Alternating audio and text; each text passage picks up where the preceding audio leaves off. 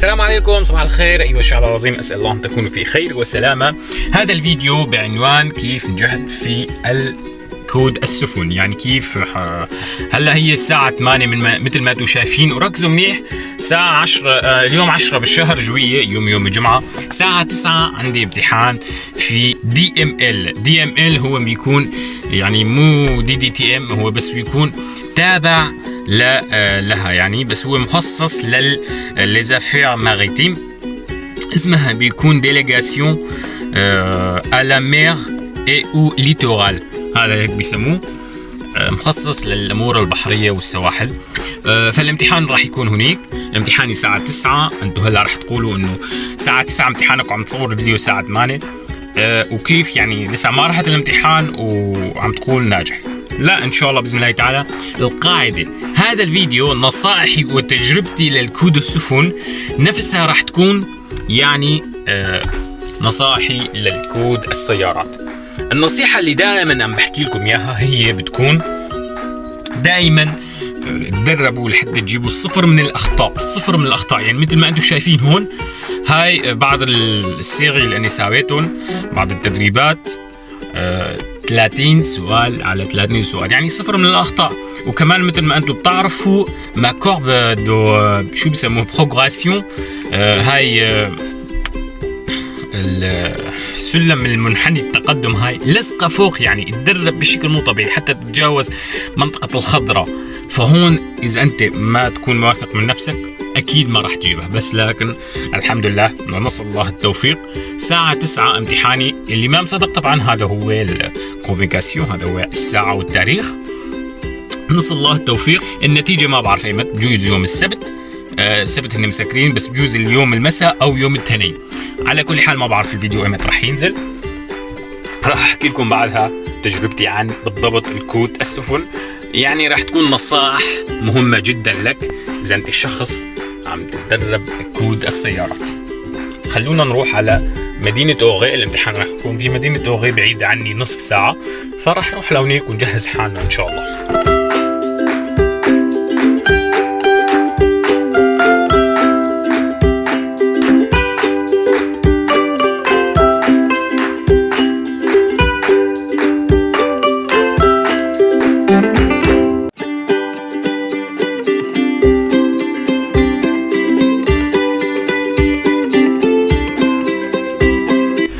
إخواني وصلنا مدينة أوغي، هذا هو مركز ديليغاسيون على مير اي او ليتورال، هذا هو. والامتحان راح يكون هناك، بس أروح الساعة 9 إلا ربع، بس أطلع من هناك راح أخبركم كيف كانت الأجواء. ما بعرف، شوي عتمة.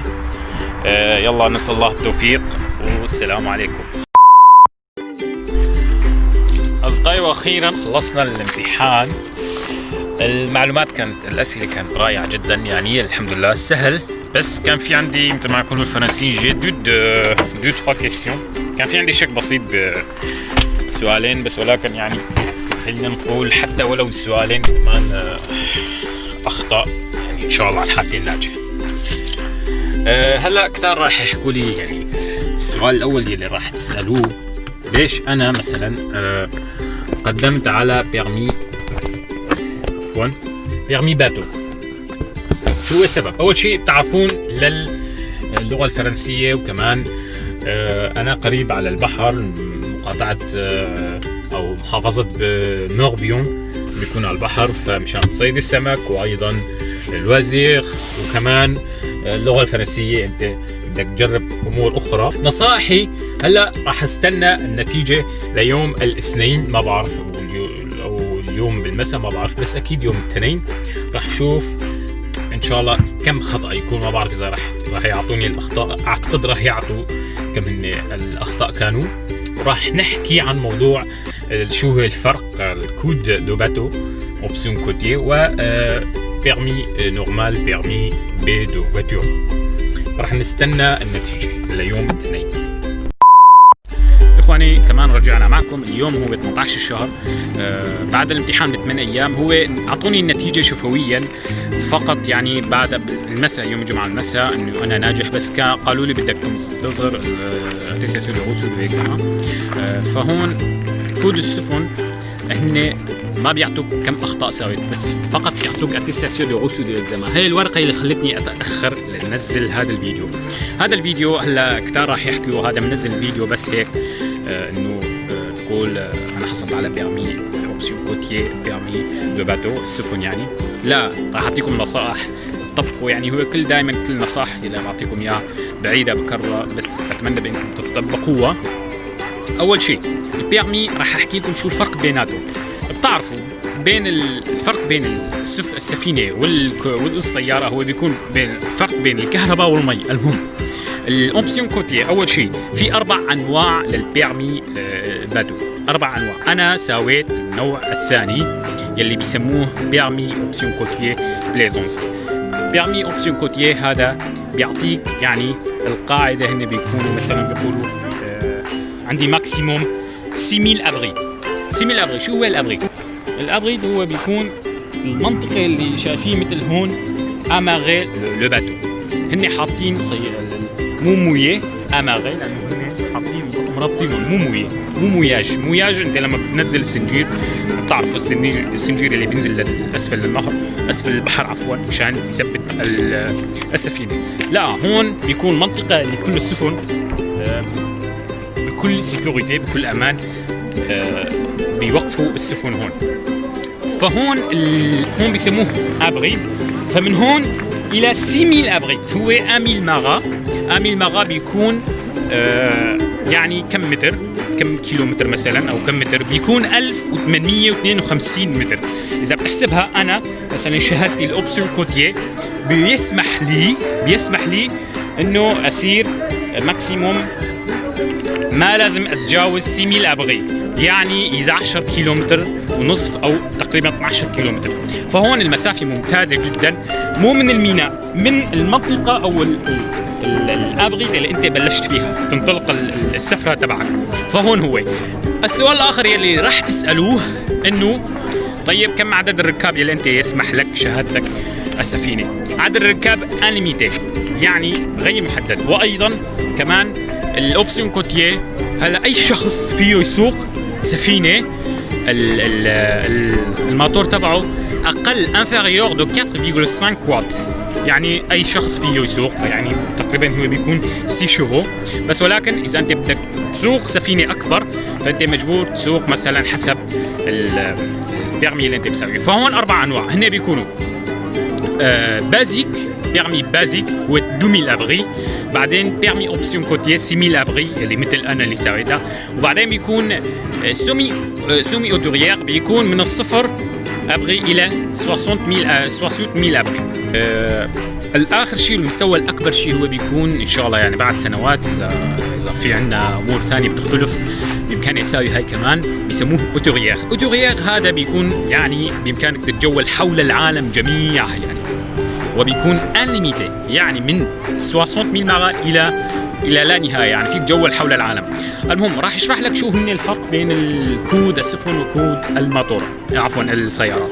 فهون الكود السفن بيكون انا تدربت، راح تسالوا وين تدربت؟ انا تدربت فقط في البيت.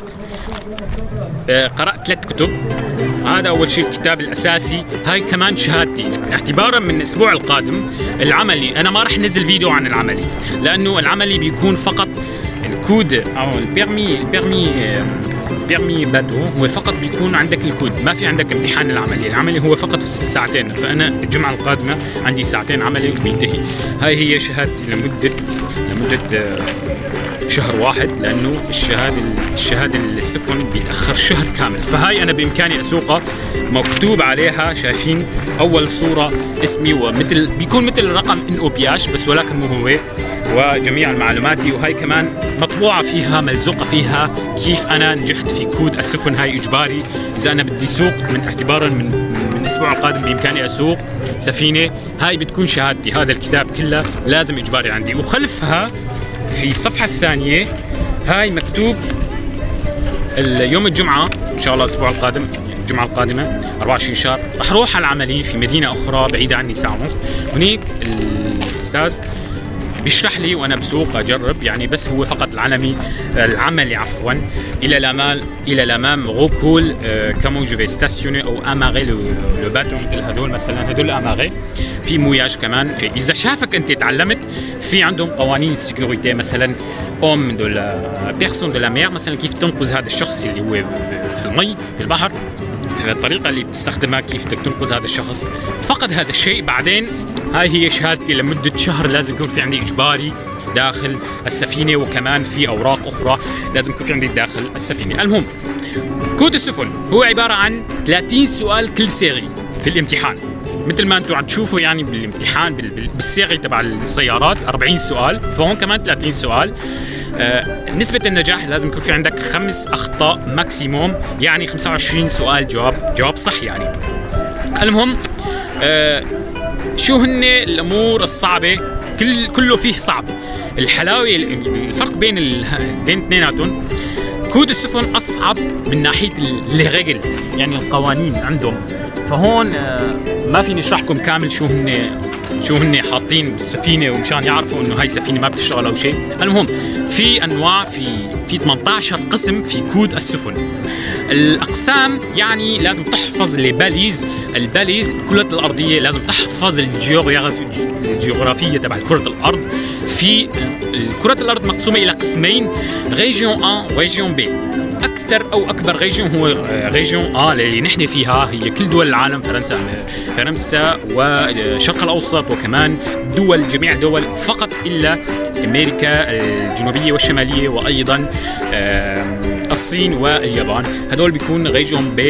السبب لشو هيك عم سموه؟ لانه عندهم اللافتات او الباليز عندهم تختلف من ريجيون A. الامور الصعبه والنصيحه اللي اعطيكم هلا، رح نبلش بالنصائح الكود يلي بامكانكم تطبقوه مثل ما انا سويت. اتدرب بشكل لا يصدق. نصيحه المهمه، القسم يلي انت بتكون صعبه عليك، يعني صعبه عليك مثلا انا كان صعبه علي كثير لي فو دو تو لي شيك نافير.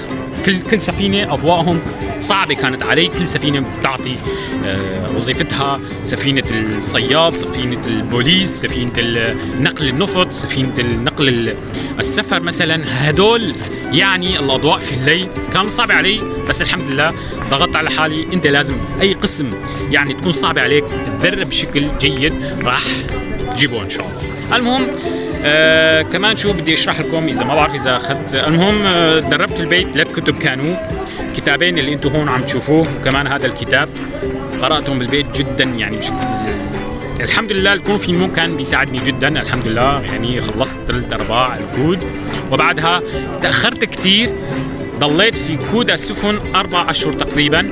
السبب بتعرفوا الكونفينمون خرب كل شيء. انا كنت مستعد الحمد لله للامتحان للشهر الخامس، بدأت في الكود.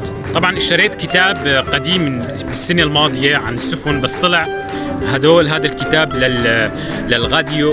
راديو كومونيكاسيون، التواصل بينك وبين المستخدمين الآخرين، بين السفينة والسفينة الثانية.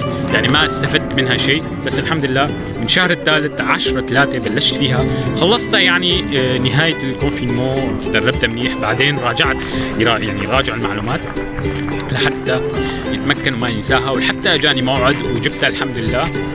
نصائحي لكم انه ما في شيء يكون صعب، ما في شيء صعب. اي سفينه او عفوا اي شيء بلشتوا فيها لا تفكروها انه هو صعب.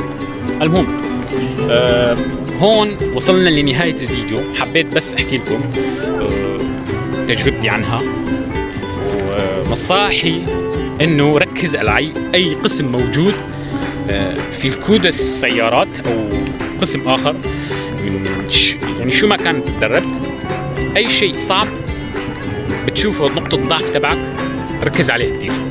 هذا هو نصيحتي لكم، وانتظروني عم جهز ان شاء الله للعملي. راح نزل العملي لانه نحن بالصيف كمان، راح نزل فيديوهات بسيطة ان شاء الله، شرح بسيط عن العملي باذن الله تعالى. في معلومات بسيطة عن رخصة السفينة. رخصة السفينة عفوا هو بتكون تاريخ لا ينتهي للرخصة، يعني ما في صلاحية للرخصة، ما بتنتهي نهائيا. وكمان الركاب اللي عندك في السفينة حسب السفينة. يعني مثلا شايفين هاي السفينة بتحمل ماكسيموم عندها 5 ركاب، السفينة الثانية عندها 10 ركاب. أنا إذا كانت السفينة ماكسيموم السفينة يعني شو هو الليميتي تبع الشهادتي بيكون سيمي لابغي، وكمان ما تتجاوز السفينة اللي أنا عم سوقها أكثر من طولها أكثر من 24 متر. هذا هو المعلومات اللي بسيطة اللي أنا ضفيتها. وهيك وصلنا لنهاية الفيديو، أتمنى هون عجبكم. إن شاء الله راح نزل إن شاء الله عم جهز 15 سؤال القادمة، لأنه موضوع رخصة السفن خلصتها الحمد لله. هذا الشيء اللي خلاني أتأخر شوي عن تنزيل الأسئلة وشرحهم. ولا تنسونا من صالح دعائكم، ولا تنسى الاشتراك في القناة ومشاركة الفيديو إلى جميع الأشخاص اللي عندك. والسلام عليكم ورحمة الله وبركاته.